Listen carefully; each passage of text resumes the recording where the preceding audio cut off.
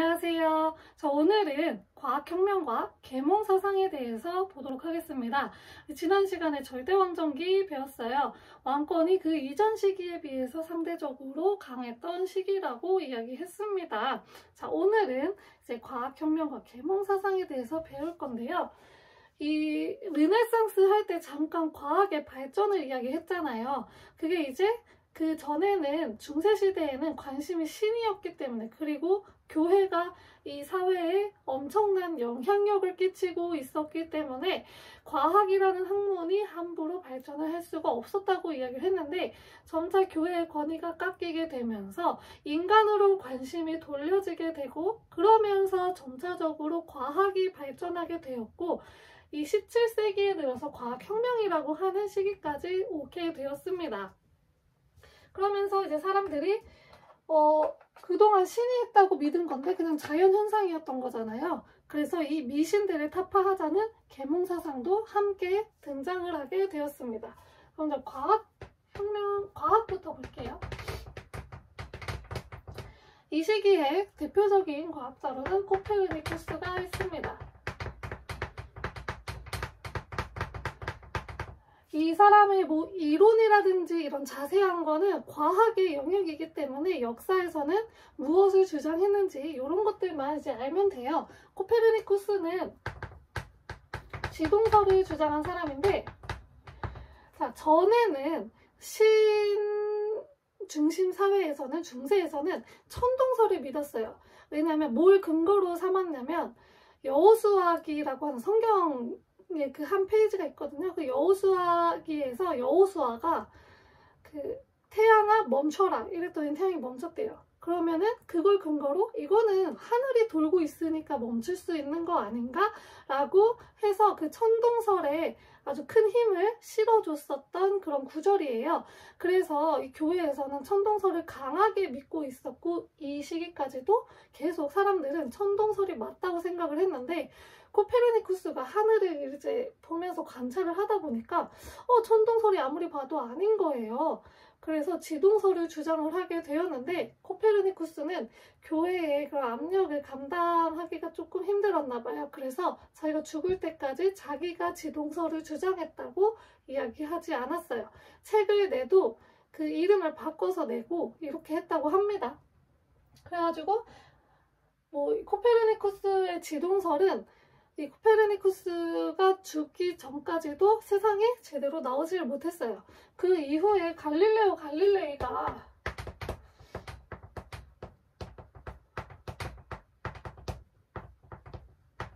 코페르니쿠스의 지동설을 어떻게 봤어요. 그래가지고 지동설을 강력하게 또 똑같이 주장을 했고,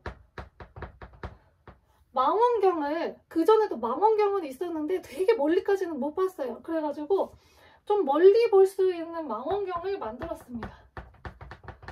갈릴레오 갈릴레이는 하늘을 이 망원경으로 계속 조사를 하면서 지동설에 더 힘을 얻게 되었고, 이 지동설을 계속 주장을 하다가 법원에까지 가요. 그래서 강요를 받아요. 지동설이 틀렸다고 얘기해라, 네 입으로. 그래서 갈릴레오 갈릴레이가 어쩔 수 없이 네, 지동설이 맞아, 틀렸어요, 천동설이 맞아요 라고 이야기를 했다고 하는 일화가 있죠. 이렇게 해서 계속해서 이제 지동설을 주장하는 학자들이 나타나게 되었습니다. 그리고 이 과학혁명, 과학에 거의 신으로 불리는 뉴턴이 등장을 하게 되면서, 뉴턴은 모든 물건들, 모든 것들, 지구상에 있는 모든 것들이 서로를 끌어당기는 그런 힘이 있다 라고 하는 만유 인력의 법칙을 발견을 해요. 그러면서 중력도 같이 발견을 하게 되었죠. 누워있는데 사과가 떨어져가지고 그걸 보고 이제 중력을 발견했다, 이런 일화가 있는데, 이것만 보고 중력을 발견하진 않았겠죠. 그 이전부터 계속해서 공부를 하고 하던 이 머릿속에 여러 가지 지식이 있는데, 요거를 보고 나서 딱 깨우침을 얻은 거겠죠. 그것들이 복합적으로 작용을 해서. 그래서 중력을 또 발견을 하였습니다. 그리고 또 누가 있냐, 합이라고 하는 사람이 혈액순환의 원리를 밝혀냈고요. 제너라고 하는 사람이 종두법을 발견해요. 예방법은 이제 천연두를 예방하는 건데 그 예방법이야, 예방. 우리가 예방주사 맞을 때 바이러스 투여한다는 거 혹시 알고 계세요? 거의 다 죽어가는 바이러스를 투여를 해서 몸에서 이 바이러스에 대한 면역을 만들 수 있게끔 하는 거예요. 그거를 발견한 소로부터 나온 그 병이기 때문에 소에서 그거를 채취를 해서 예방주사를 맞춰서 천연두를 예방할 수 있게 한 사람이 바로 이 제너라고 하는 사람입니다. 자, 그리고 이때 이제 근대 철학이 발전을 하게 되는데요.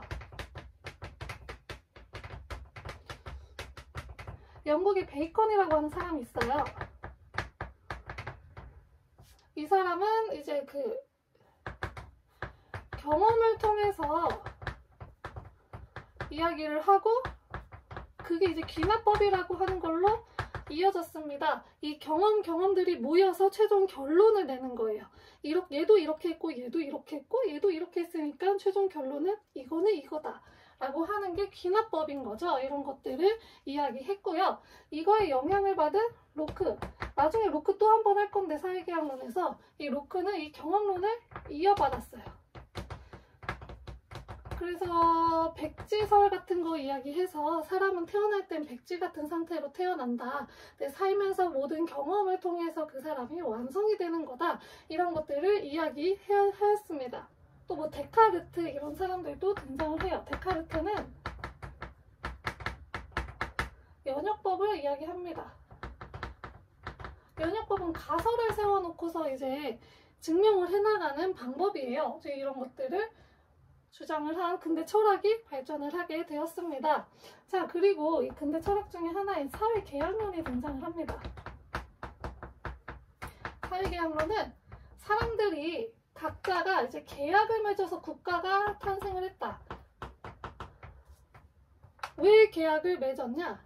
야생의 상태, 계약이 없는 상태는 굉장히 혼란의 시대이기 때문에 이 혼란을 잠재우고 안정된 사회를 만들기 위해서 서로가 계약을 맺었다라는 건데 그 계약의 형태가 조금씩 다른 학자들마다 조금씩 이제 이론이 달라요.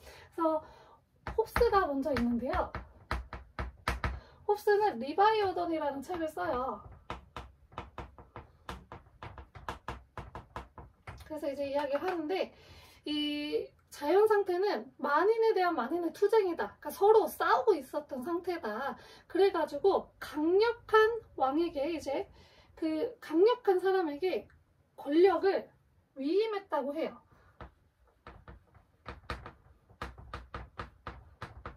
권력을 완전히 넘겨준 거예요. 그래서 이제 왕이 존재할 수가 있었던 거죠. 그 권력을 위임한 거고요.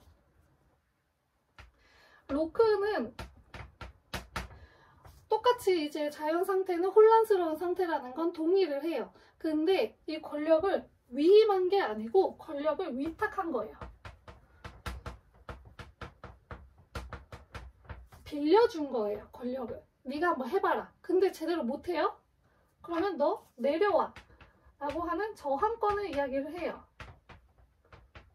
그래서 자연법이라는 것을 이야기하는데 자연법, 자연권 이런 걸 이야기하는데 거기에 이 저항권이 들어가 있어서 나중에 미국의 독립혁명이라든지 아니면 프랑스 혁명에 큰 영향을 주게 되는 거죠.